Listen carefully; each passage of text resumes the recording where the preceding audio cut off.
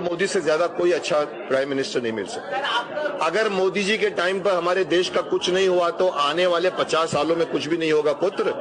कोई लीडर नहीं है। आप देखिए कौन सामने बैठा हुआ जो इस तरह की बात सोच सकता है कि टॉयलेट बनाया जाए।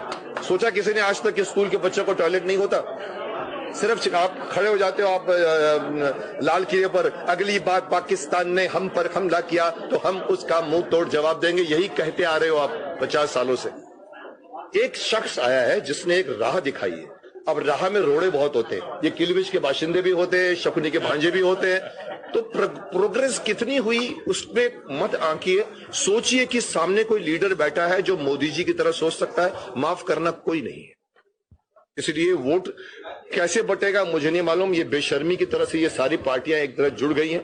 पिछले दिन मैंने किसी चैनल पे कह दिया कि बेशर्मी से जुड़े हैं, तो कांग्रेस वाले खड़े हो गए, सर आपको कैसा हक पड़ता है कि आप हमें बेशर्म कहे। मैंने कहा मैं सर्टिफिकेट दे रहा हूं, आपको लेना तो मत लीजिए। पर इससे ज्यादा बेशर्मी क्या होगी कि जिसको आप गाली दे रहे हो, जिसके साथ आपने झगड़े किए हैं, सिर्फ गोली नहीं मारी होगी शायद, पर जितने के आपने वर्ड्स के दागे हैं, उनको आप कहते हो चलो हाथ मिला लेते, चलो मिल लेते, चलो मिलते हैं थोड़े टाइम के लिए मिल लो। बस इस शख्स को हराना है, देश का कोई फायदा नहीं सोच रहा। इस शख्स जिसका नाम नरेंद्र मोदी है उनको हराना है, बस उनका यही लक्ष्य है। आगे करोगे क्या आप? उनकी कुर्सी को हटा के बैठ जाओगे, फिर देश 50 साल तक आपको देखेगा क्या कर रहा है बताओ, आपको पता नहीं होगा। माफ कर जी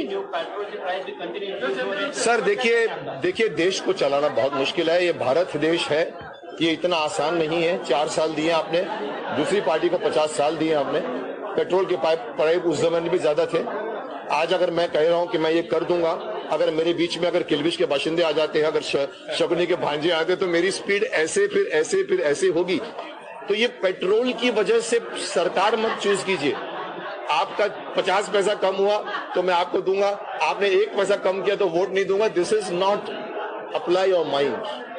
सोचिए, बहुत कुछ मैं समझता हूं लोगों ने नुकसान, बहुत कुछ तकलीफें नोटबंदी में भी उनको हुआ है, बहुत कुछ उन लोगों को जीएसटी में भी हुआ होगा, बट भारत के भाग्य विधाता मतदाता भाइयों एवं बहनों, आप सबको नरेंद्र मोदी के नमस्कार।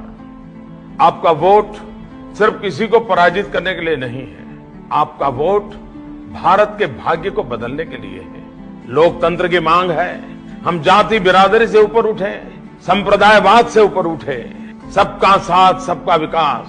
मैं आज हिंदुस्तान के हर गली मोहल्ले में हर मतदाता से मैं खुद के लिए वोट मांगने आया हूं कि आप कमल के निशान पर बटन दबाइए। आपका वोट सीधा सीधा मुझे मिलने वाला है और मैं आपको भरोसा देने आया हूं कि मैं आपके सपनों को पूरा करने में कोई कसर नहीं छोड़ूंगा। फिर एक बार आपको मैं मतदान करने के लिए प्रार्थना करता हूं। लोकतंत्र विजयी हो, भारत विजयी हो, भारत माता की